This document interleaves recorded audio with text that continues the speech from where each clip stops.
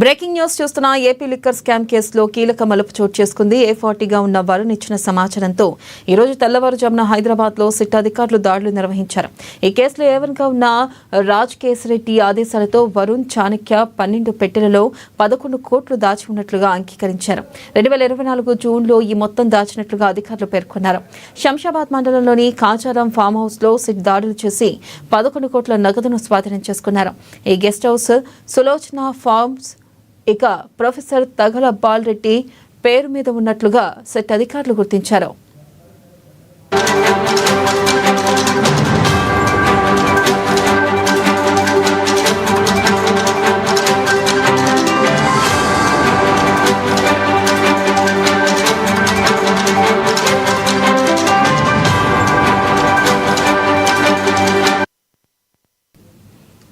Breaking news చూస్తున్నాం. AP liquor scam కేసులో కీలక మలుపు చోటు చేసుకుంది. A40గా ఉన్న వరుణ్ ఇచ్చిన సమాచారంతో ఈ రోజు తెల్లవారుజామున హైదరాబాద్ లో సిట్ అధికారులు దాడులు నిర్వహించారు.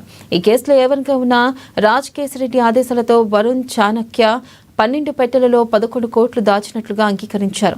2024 జూన్లో ఈ మొత్తం దాచినట్లుగా అధికారులు పేర్కొన్నారు. శంషాబాద్ మండలంలోని కాచారం ఫామ్ హౌస్ లో సిట్ దాడులు చేసి 11 కోట్ల నగదును స్వాధీనం చేసుకున్నారు. ఈ guest house Sulochana farms professor Tagala Balareddy పేరు మీద ఉన్నట్లు సెట్ అధికారులు గుర్తించారు.